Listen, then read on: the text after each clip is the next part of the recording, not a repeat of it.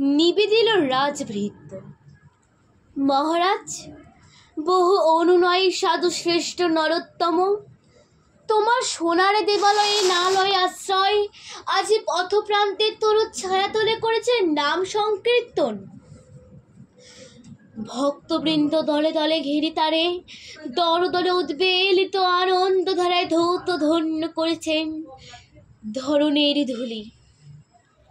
শূন্য প্রায় দেবাঙ্গন, ভৃঙ্গজটার স্বর্ণময় মধুভাণ্ড ফেলি সহসা কমলা গন্ধে মত্ত হয়ে দ্রুত পক্ষ পেলি ছুটে যায় গুঞ্জরিয়া উন্মেলিত পদ্ম উপবনে উন্মুখ পিপাসা ভরে।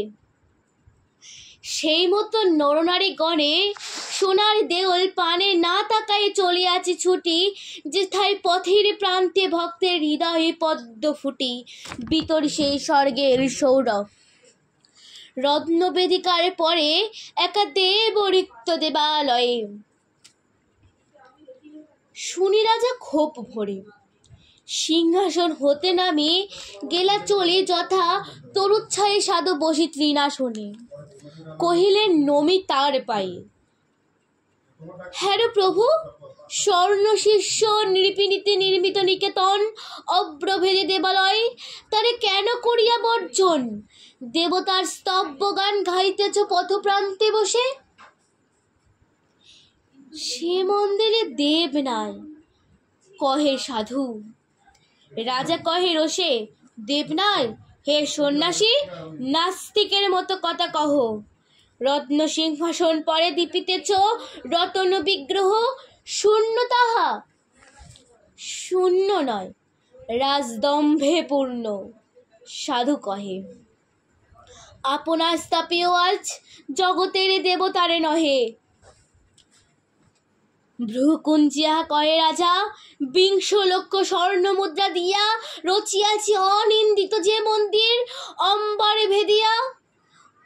পূজা মন্ত্রে নিবেদিয়া দেবতারে করিয়াছি দান, তুমি কহ সে মন্দিরে দেবতার নাহি কোনো স্থান। শান্ত মুখে কহে সাধু, যে বৎসর নিদানে দিন 20 সহস্র প্রজা গৃহহীন অন্ন বস্ত্রহীন দাঁড়াইল দ্বারে তব। কেটে গেল ব্যর্থ প্রার্থনায় অরণ্যে গুহার গর্ভে পথ প্রান্তে তরুচ্ছায়ায় অসৎ বির্ণিত জীর্ণ মন্দির প্রাঙ্গণে। সে বৎসর 20 লক্ষ স্বর্ণ মুদ্রা দিয়া রচি তব স্বর্ণদীপ্ত ঘর দেবতারে সমর্পিলে। সেদিন কহিলা ভগবান, আমার অনাদি ঘরে অগ্রণ্য আলোক দীপ্যমান অনন্ত নীলিমা মাঝে। মোর ঘরে ভিত্তি চিরন্তন সত্য শান্তি দয়া প্রেম। দীন শক্তি যে ক্ষুদ্র কৃপণ নাহি পারে গৃহ দিতে গৃহহীন নিজ প্রজগণে, সে আমারে গৃহ করে দান।